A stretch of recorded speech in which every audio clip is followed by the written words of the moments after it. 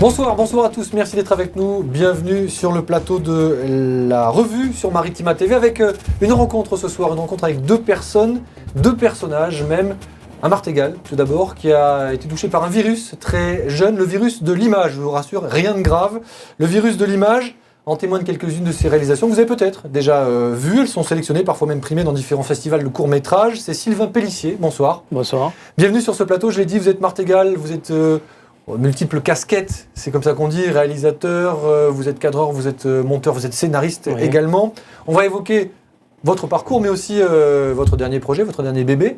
Backlash, dont on peut voir la bande-annonce et qu'on verra dans cette émission. Vous êtes venu accompagné de l'un de vos comédiens qui tourne dans Backlash. C'est Pascal Toft. Bonsoir. Bonsoir. Bienvenue. Vous êtes comédien, je l'ai dit, et vous nous expliquerez comment ça s'est passé sur le tournage avec Sylvain. Vous nous expliquerez quel genre de réalisateur il est, le plaisir que vous avez pris à tourner, et puis ce qui vous a plu également dans ce scénario. Je commence par vous, Sylvain. Bon, voilà, je disais le virus de l'image. Ça vous a pris quand cette passion pour à la fois être face à la caméra, en dehors de la caméra, face à l'écran aussi, tout ce qui tourne autour de l'image. Donc voilà, en fait moi ça s'est fait par plusieurs étapes, donc c'est vrai que j'étais pas ce genre de réalisateur étant petit qui va vous dire bon je filmais des VHS étant petit, fait une vidéo, pas du tout, non, j'étais avant tout fan de cinéma.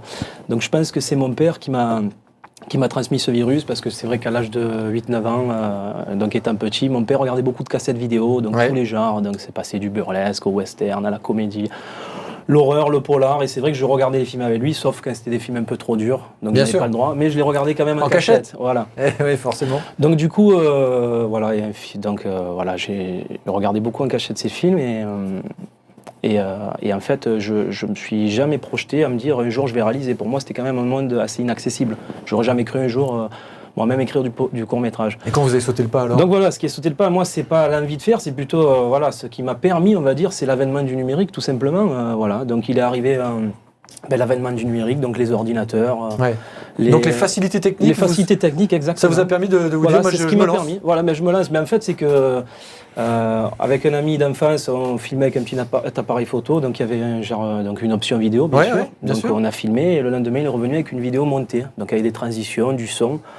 Et j'ai l'impression fasciné, et il m'a montré ma première timeline, et depuis ce jour, j'ai été conquis. J'ai commencé à m'intéresser aux pratiques de l'image, des making-of, comment on fait un cadre, parce qu'à part ça, je regardais les films, mais ça ne m'intéressait pas. J'étais vraiment fan du film et du scénario, mais pas de la technique. Alors, quels genres vous ont intéressé, justement ? Quelle voie vouliez-vous suivre en termes de scénario ?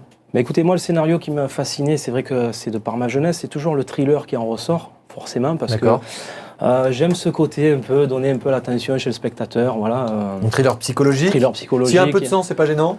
Non, mais non, c'est pas gênant, mais c'est surtout l'histoire, amener le spectateur un peu dans divers chemins, jusqu'à la conclusion du film, pour qu'il se rende compte de la chute, et c'est ça que j'aime dans le thriller. Moi, j'ai noté quelques-unes de vos réalisations: Terreur nocturne, Dernier souffle, Home Help, Les cris du silence. Les cris du silence, qui est plus un film de sensibilisation, donc le thème c'était plus quelque chose de réaliste, c'était pas une fiction pure, c'est plus quelque chose qui arrive, et c'était un peu faire passer un message par vidéo. Donc, alors vous venez nous présenter aujourd'hui Backlash. Donc Backlash. On va regarder immédiatement la bande-annonce, et qui va nous donner le ton un petit peu de ce film. On regarde et on en reparle après. Regardez.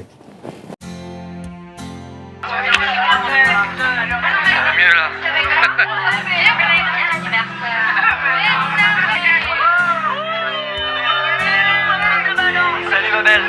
Salut ma chérie. Oh, c'est trop beau mon cœur, j'adore la couleur. Ok, c'est dans la boîte, toi, très bon souvenir.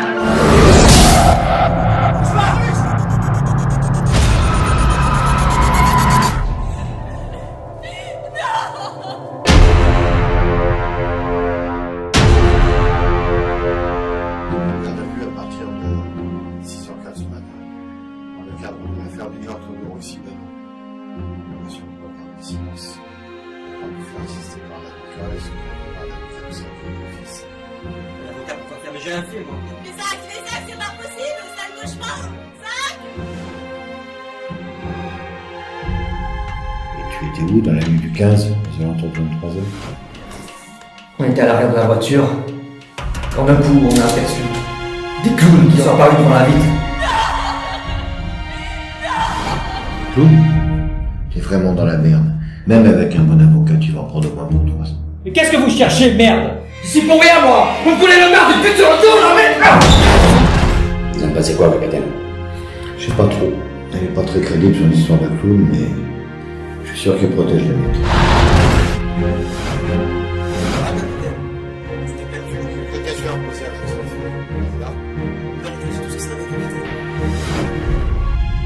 m'as trahi, Zach.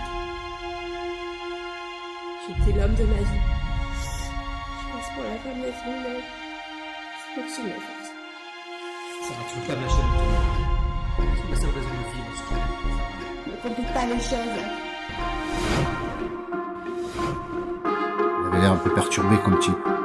J'ai remarqué qu'il faisait comme un Roxy avec beaucoup trop d'insistance. Ouais, enfin, c'est quand même un peu normal, hein. C'est un endroit pour rencontrer les filles, ici.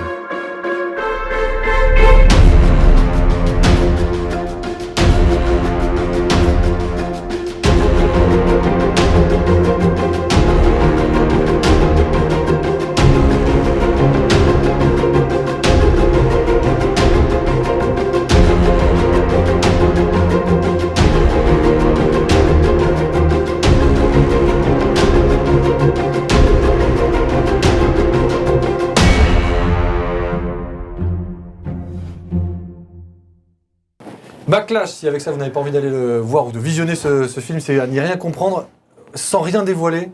Dites-nous tout de même de quoi il s'agit. Enfin, on a compris l'ambiance, on a compris à peu près le thème. C'était quoi l'histoire? Donc voilà, en fait, l'histoire, je suis parti sur la thématique de l'adultère et l'infidélité. Donc j'ai voulu retracer la vie d'un couple à qui il est facile de s'identifier. Donc qui, comme monsieur tout le monde, au bout d'un moment de leur vie, il y a une certaine...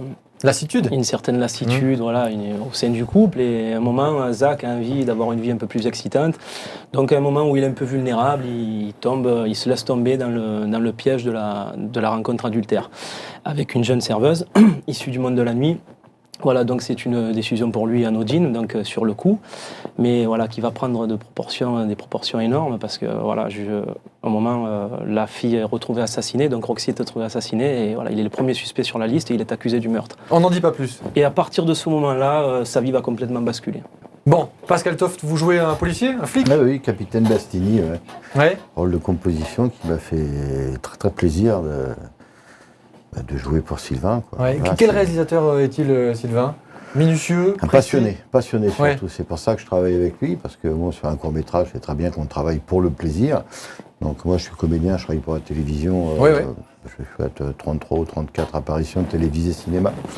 Et la rencontre avec Sylvain sur un court-métrage qu'on a fait il y a quelques mois en arrière, j'ai rencontré un réalisateur passionné qui, au travers des mots, arrive à créer une scène. Quoi, voilà. Donc, ensuite, il a écrit un rôle pour moi qu'il m'a envoyé. J'ai accepté parce que c'était bien. Voilà. Et donc, j'ai eu le temps en plus de vraiment, comment je pourrais dire, créer le personnage. Et voilà, ça s'est super bien passé au niveau du tournage. Rôle de composition, vous le disiez. C'était pas votre parcours non plus, j'allais dire l'acteur studio, les cours de comédie. C'était tout autre chose. Et quand vous êtes venu, vous, à être cette fois-ci devant la caméra?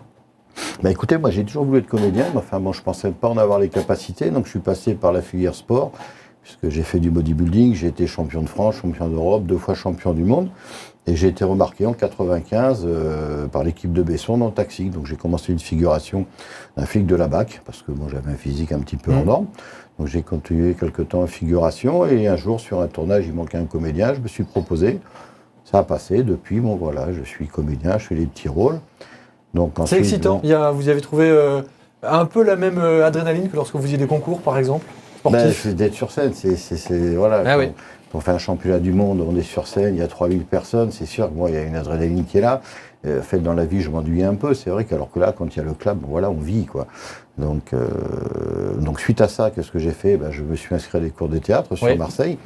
Donc théâtre du Tati, théâtre aussi du Tétard. J'ai eu un professeur qui s'appelle Gigi Esposito, qui est un comédien de folie, qui m'a énormément apporté. On travaille en impro, c'est très très bien.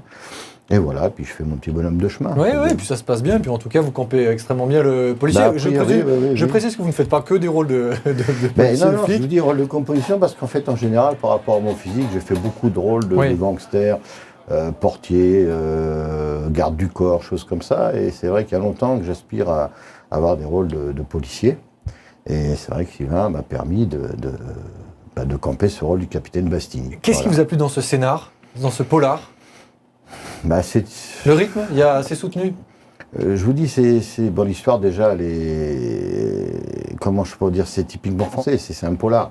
Je veux dire, moi j'aime beaucoup le cinéma américain quand ça va vite, etc. Mais actuellement, ce qu'on voit beaucoup, c'est les films de gangsters, des braquages, ça. Que là, c'est complètement différent. Là, il y a une intrigue, c'est le cinéma français, quoi. C'est un jeu d'acteurs, c'est une histoire, il faut réfléchir. Et oui, je trouve dans la grande tradition des polars à la française, voilà, je pensais à Lautner, enfin, il y en a toute la liste est très très longue. C'est ce qui fait la différence entre Sylvain et les autres réalisateurs.